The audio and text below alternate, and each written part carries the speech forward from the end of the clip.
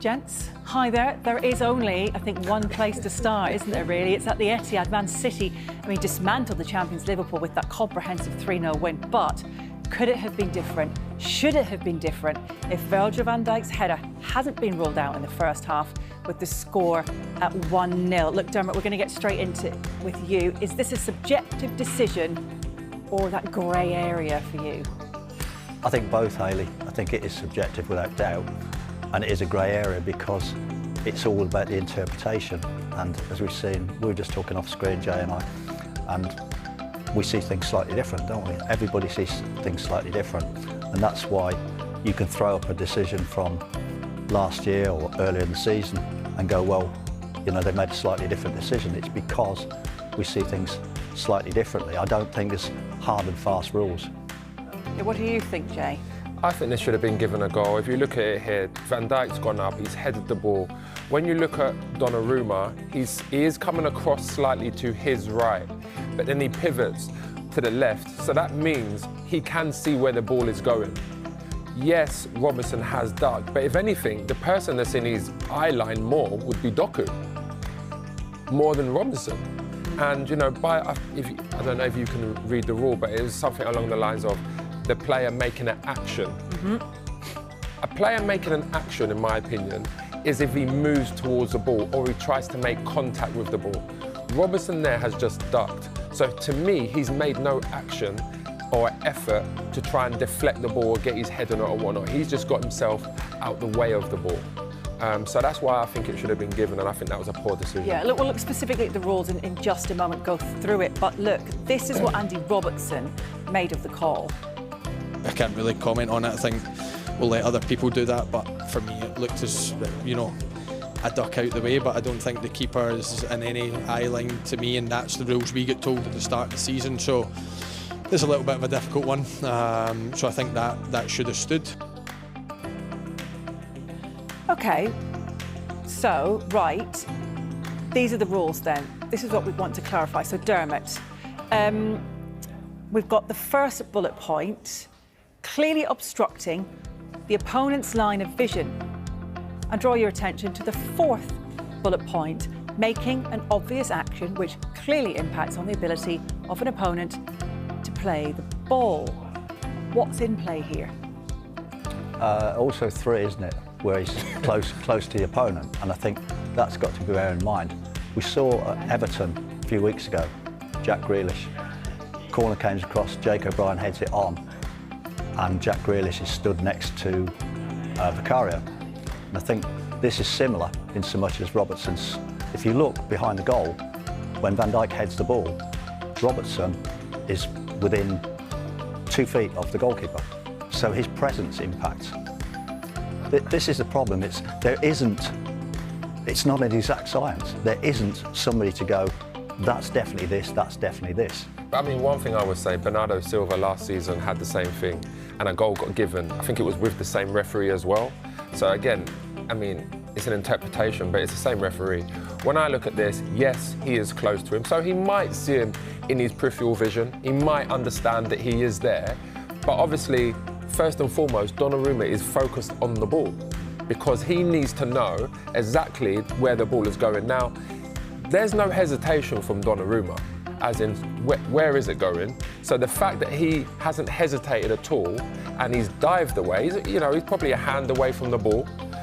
He's dived, he hasn't gone, higher or lower. It's actually in line with where the ball enters the net. Yep. Tells me it wasn't offside. And Robinson, he's ducked out the way. He's ducked. The person that is more in his eye line that would have hindered him more in terms of vision would have been Doku, because Doku was standing right ahead of him. So that's why I think it should have been a goal, and I think it's a poor decision. But, like you said, it's an interpretation. And I think they need to, clamp down on the rules, how to make it more clear. Yeah, well, that was my start point, wasn't it? Is that we have this grey area, we have this interpretation. Just to clear one thing up, I don't think, I'm not trying to defend Chris Kavanagh, but I don't think you should hang him out to dry because he didn't make that decision yesterday. The decision was made by the assistant. The one at Wolves, he made the decision because he was sent to the monitor yesterday, he wasn't. So it is slightly different in that. bear in mind, this was an on-field decision. The on-field decision was no goal. So the VAR looks and the VAR says, is Robertson in offside position? Yes. Is he impacting on the goalkeeper? They obviously felt yes, because he was close. And I think that's why people are going, well, it should be this, it should be this. At the moment, it's not, is it? At the moment, it's left to interpretation. Is that why? But the VAR could have said, why don't you go and look at the screen at this one? Is the reason why they didn't do that because they're like, well, we don't know, so we're just going to go with your decision on this one? No, see, the VAR's not there to judge. It's not a panacea. It's not going to say, you've got this right, Jay, you've got this wrong. Surely, that's what VAR's for, isn't it? No, it's not. It's not. That's a complete myth. It's there. Is it a clear and obvious error? Well, when you go through it stage by stage, is Robertson in offside position? Yes. Not necessarily an offence, but he is in offside position. It's not an offence, is it? No, that's what I said. It's not an offence, but he's in an offside position. Yes. Point one. Point two is he close to the goalkeeper and possibly impacting him? Well, he is. But he's not impacted him, though. Well, the assistant felt he was, and the video shows that he is in that position. But that's the interpretation, isn't it? If he's impacting him. Exactly. And if the VAR says you have to go and look at this, what you're doing, you're re-refereeing, because you're saying... But VAR do that every week. VAR do that all the time. VAR gets... Why is this any different? Because they didn't think it was a clear and obvious error. But then surely you should say to him, go to the camera to see if you think you've got this wrong. You're not listening. You're not listening. It can only be sent to the screen if it's a clear and obvious error, or if it's a subjective offside which they have to go through. The on-field decision was no goal. Yeah, I understand that. Well, what can you do? The on-field decision can be backed up by the video, can't it? He is in offside position, he is close to the goalkeeper, so they say he's impacted. Yeah, but they're not impacted. What again, sorry there, the term they used, the fourth one? It was... Impacting an opponent. Making an obvious action which clearly impacts on the ability of an opponent to play the ball. Where is the action that he's made that's impacted anything? That's what I want to know. Like, there is no action. An action would be throwing a foot at the ball or throwing your head at the ball. He has ducked. There is absolutely no action there that says he is interfering with play. Well, we've gone through that. What's the action? What is the action that they've gone with there? Can you tell me that? I've told you. What's that? I've told you. He's in that proximity. He's moved away from the ball to clear the ball. And that's my point. If he's moving away from the ball, it's not an action. If he was moving towards the ball, if he made an action toward the ball to try and flick it, then I could understand. The fact that he's just moved out the way, that's not an action. But he's moved out of the way to clear the ball. So his impact on the goalkeeper. That was the decision. Yeah, wait. The decision was disallowed on field, and that's what I'm explaining to you. You can ask me till 12 o'clock when we go off air. But the fact that he's moved out the way, the fact that he's moved out the way, which means Donnaruma's still got full vision of the ball. So he's moved, so Donnarumma can, he's got a better chance of saving it. The fact that he's moved. He has. If he deflects it the other way, then he's got no chance. He has, but that ball has moved 10 yards before he's moved out of the way. That's. I can only tell you what I've seen, what the law is, and what they've come up. And bearing in mind as well, let's take this into consideration. Donnarumma's 6'7". Robinson is probably what, 5'8"? So he can see and look. He's above everyone, right? So he can see the ball coming. And I just don't see, if the ball was coming from this angle and he's standing behind, then I would say I completely understand that. Okay. But the fact that he's standing I don't even know if I'm on my screen, sorry, Derms, can I use you? The fact that he's standing there and the ball's coming this way, I don't understand how he would be impacting. He's aware that he's there, but he definitely wouldn't be impacting him. The only time he would impact him, if he makes an action towards the ball. Sorry, Derms, I manhandled you there. That's fine. Let's just leave it there with you guys for now. Let's move on to what Jamie Carragher made of it yesterday. This is what he thinks. We've got to keep an eye on Donnarumma here and where he shifts his weight. Now, right now, if he's going to dive, you could say, OK, Andy Robertson is in his way, but we're going to try and move this on really, really slowly.